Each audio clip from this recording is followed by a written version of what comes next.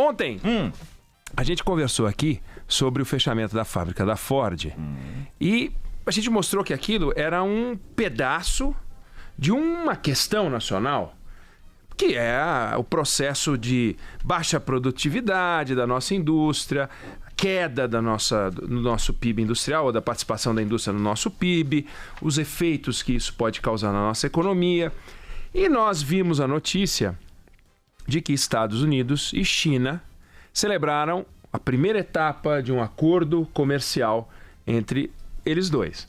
Bom, o assunto é mais brasileiro do que a gente pode imaginar, tão brasileiro quanto o que a gente discutiu ontem sobre a indústria da Ford aqui no Brasil. Né? A indústria da Ford, a fábrica da Ford, ela estava situada naquele pedaço que o Brasil inteiro conhece como ABC. Ninguém sabe onde fica, só quem mora em São Paulo. Mas fala ABC, as pessoas já sabem que é o ABC paulista e que agrupava o quinto maior polo industrial, automobilístico do mundo. Já foi isso. Então, todo mundo conhecia.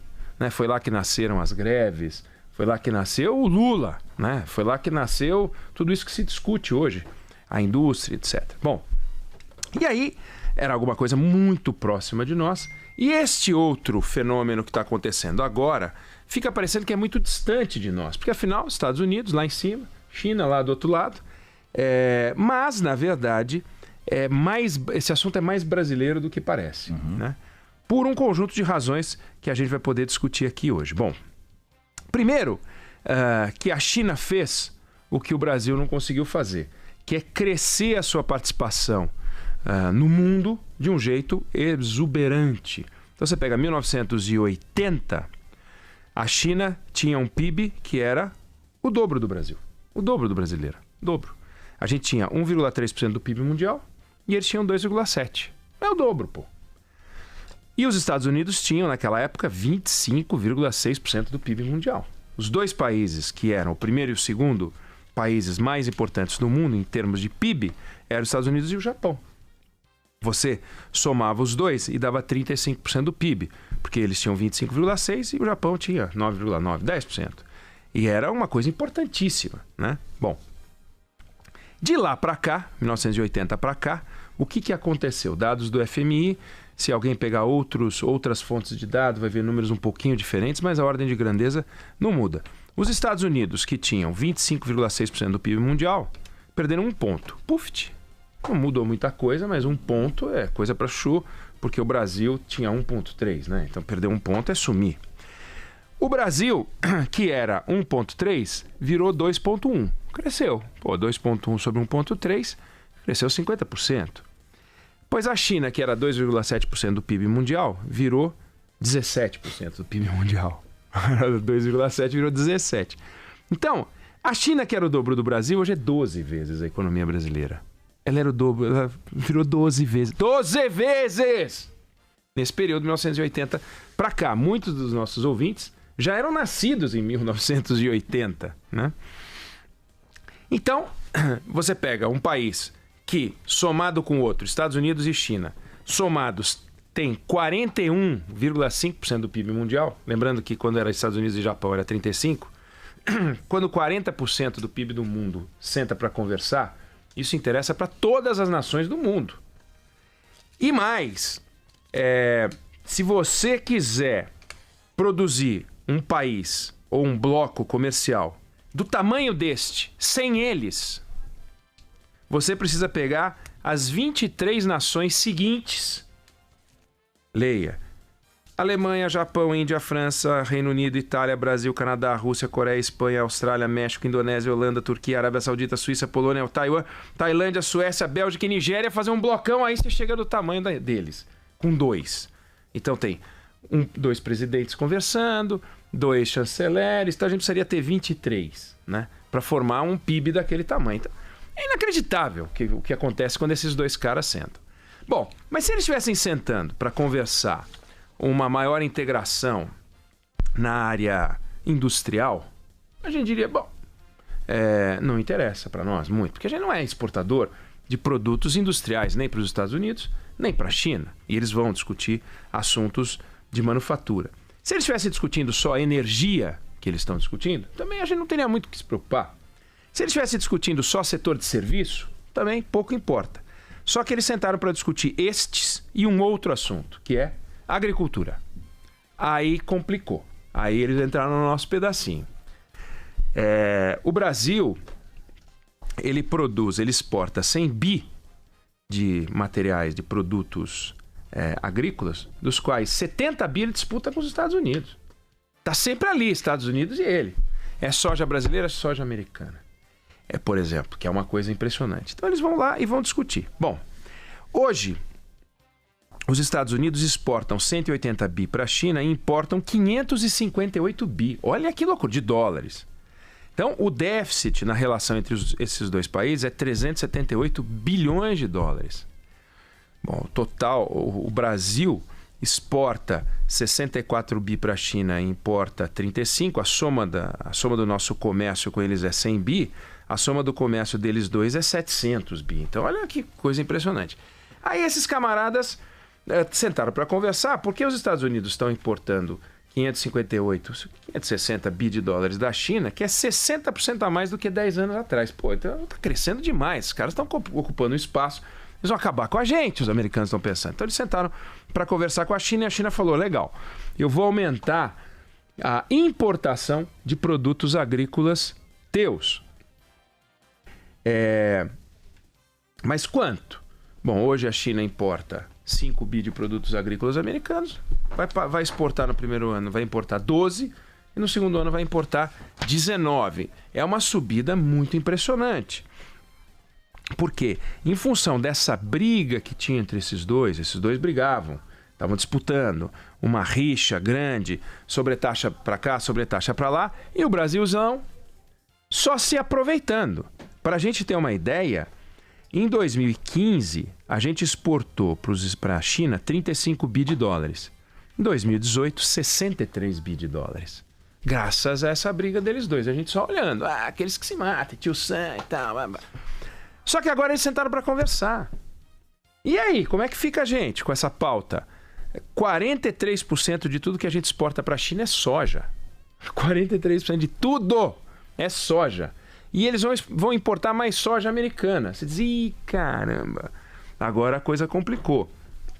Então, enquanto eles se desentendiam, a gente ia crescendo. Agora que eles começaram a se entender, o que vai acontecer com a gente, né? Antes da briga, a China comprava mais ou menos a mesma quantidade de soja dos Estados Unidos e do Brasil. Aí reduziu de 14% do volume de compra deles para 3%. E a gente cresceu para caramba. Foi para 27% de toda a soja que eles compram. Então o negócio virou uma confusão.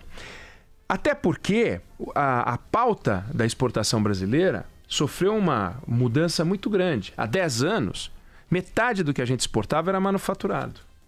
E hoje, mais da metade é produto básico. Olha que virada que deu. Por quê? Porque a China cresceu demais, como a gente mostrou. Virou 12 vezes a economia brasileira, era só o dobro. E ela consome produtos básicos. Ela é grande demais, é o nosso maior parceiro comercial. Os Estados Unidos é o nosso segundo maior parceiro comercial. Os Estados Unidos não compra porcaria nenhuma da gente de produtos industriais, etc. E aí a gente virou um país que vende produtos básicos, né? É um produto básico. Produto básico quer dizer uma coisa negativa? Não. A gente olha, no período colonial brasileiro a gente já tinha cana-de-açúcar, só que não tem nada a ver a cana-de-açúcar daquele tempo com a cana-de-açúcar de agora. A gente pensa que é tudo igual. Tinha sol, tinha água, tinha terra e tinha cana. Então a gente tem sol, água, terra e cana é igual. Não é. Não, tinha escravo. Não, e sem dúvida. Mas se você pensar, o que tem de tecnologia ali, na soja, todos os grãos, na cana, porque se não tivesse tecnologia, como é que você iria explicar o aumento da produtividade? Né? Porque senão, se é mãe natureza, a mãe natureza ia ser sempre igual. A mãe natureza não vai ficar mais produtiva só porque o tempo passou. Passou porque tem Embrapa, passou a aumentar a produtividade porque tem tecnologia, tem empresário, tem pesquisa, tem dinheiro, a coisa está funcionando muito bem. E isso depois de acabar os subsídios, né, do Estado, que é uma coisa muito interessante. O professor e pesquisador Marcos Yankee, que é um grande especialista nesse setor, ele diz o seguinte: a gente tem que se coçar, né? A gente precisa começar a abrir os olhos e prestar atenção nisso que está acontecendo para buscar novos mercados para velhos produtos. E levar novos produtos para velhos mercados. Esse é o nosso desafio, né? Por exemplo, 4 cadeias produtivas. Essa palavra parece uma palavra que o Rodrigo Aidar vai usar, né? Cadeia produtiva parece que é aquela cadeia que você bota o preso lá e ele tem que trabalhar. Mas não é. Cadeia produtiva são setores de grandes produtos. Então, você pega o complexo soja, você pega açúcar / etanol, você pega os produtos florestais e você pega carne e couro, dá 77% da nossa exportação. 4 cadeias produtivas. Só que olha que loucura, você pensa que carne é carne. Por que a Austrália vende carne a $7.000 a tonelada e a gente vende carne a $4.000 a tonelada? Carne. Eles conseguiram ocupar um espaço e fazer crescer o mercado deles vendendo $7.000 a tonelada. Então, se a gente vender a nossa carne, em vez de $4.000 a tonelada, $5.000, $6.000 a tonelada, você não precisa ter essa quantidade de boi. Ou com essa quantidade de boi, você consegue fazer muito mais dinheiro. Isso é aumentar a produtividade. Isso é ocupar espaço. Porque senão, a gente sempre vai ter que exportar mais navio, mais carne. E vai chegar uma hora que não dá, porque os Estados Unidos vão entrar nesse mercado, porque os dois estão fazendo um acordo. Então a gente tem que melhorar a nossa carteira. Não é exatamente agregando valor propriamente, mas enfiando produtos mais caros dentro desse nosso cardápio. Não dá para fazer isso com tudo, não dá para fazer isso com soja, mas dá para fazer isso com muita coisa, e é disso que fala o professor Marcos Bianchi. Quer dizer, tem tecnologia em tudo isso, mas chega uma hora que só tecnologia não resolve. Outra coisa que é muito importante. Primeiro, o agronegócio brasileiro, e aí não é a agricultura, porque a agricultura é 5% do PIB, mas o agronegócio brasileiro é 20% do PIB. É metade das exportações e 20% do emprego. É muita coisa. A gente é o 3º maior exportador mundial e a gente exporta para 200 países. Esse bicho chegou até aqui com eficiência tecnológica, mas daqui para frente não vai adiantar muito mais, não. Tem um limite isso. Como tem um limite nos esportes, o cara corre a 9,5, os 100 metros rasos, a 9 segundos e meio, não vai correr a 3. Nunca. Jamais vai correr a 3. Não vai correr a 4, nem a 5. Vai ganhar, você vai ter que pegar o relógio, botar em vez de milésimo, você vai ter que representar 10 mil alguma outra fração. Porque senão não tem mais jeito, né? E a mesma coisa é na eficiência tecnológica. Você não vai conseguir fazer um avião voar a 10 vezes a velocidade do som. Até porque mói as pessoas. Não tem jeito. Se decola, as pessoas moem, né? Morrem moídas, né? Esmagadas. Não tem condições. Então, chega uma hora que a tecnologia para. Como é que você vai ocupar espaço num mercado em que você não vai conseguir ser muito mais produtivo? E aí vem o professor Marcos Bianchi dizendo o seguinte: não existe demanda sem geopolítica. E isso que a gente está vendo nas relações Estados Unidos e China é geopolítica. Não tem nenhum motivo comercial para a China comprar mais dos Estados Unidos, para os Estados Unidos comprar mais da China. É como a gente não tem nenhum motivo para comprar no supermercado A, no supermercado B. A gente vai no preço. A gente olha aqui e vai no preço. Isso aqui está mais barato aqui. Não tem um motivo geopolítico. Mas aqui no mundo dos negócios internacionais tem um motivo geopolítico. É isso. E esse motivo geopolítico pode nos destroçar. Então não adianta a gente ficar aliado dos Estados Unidos contra a China, nem aliado da China contra os Estados Unidos, porque os dois sentaram para conversar e a gente tem que olhar e ver o que acontece agora. Nós estamos entrando no OCDE. Legal, bacana, coisa importante. É realmente muito importante. O professor Fernando Schiller ontem observava a importância disso. Mas como é que a gente faz para ocupar espaço? Então, se a gente veio até aqui com tecnologia, daqui para frente, o que vai contar é, claro, eficiência, pós-porteira, infraestrutura, logística, qualidade, etc., tudo, mas tem uma questão de geopolítica. E essa parte da geopolítica envolve preparar todo o corpo diplomático, saber onde é que estão os acordos mais importantes. A gente não tem acordos comerciais. Os Estados Unidos estão fazendo um acordo comercial assombroso e a gente não tem acordos comerciais. A gente tem uma discussão sobre o Mercosul fazendo um acordo com o mercado europeu, etc. Mas, sabe, e o Brasil? O Brasil entrando nisso, aqui e ali, isso é fundamental. Ou seja, fico alerta, é fundamental ficar o alerta que essa conversa entre Estados Unidos e China não é uma conversa entre Estados Unidos e China. É que feito um pancadão do lado da nossa casa. É uma barulheira de gente que a gente não, com quem a gente pode não conviver, mas que bota o som dentro da nossa sala. E não adianta querer botar vidro anti-ruído. Não tem jeito. Ele está lá fazendo barulho. Então esses dois estão fazendo barulho dentro da nossa sala, dentro da nossa casa. A gente não vai conseguir dormir.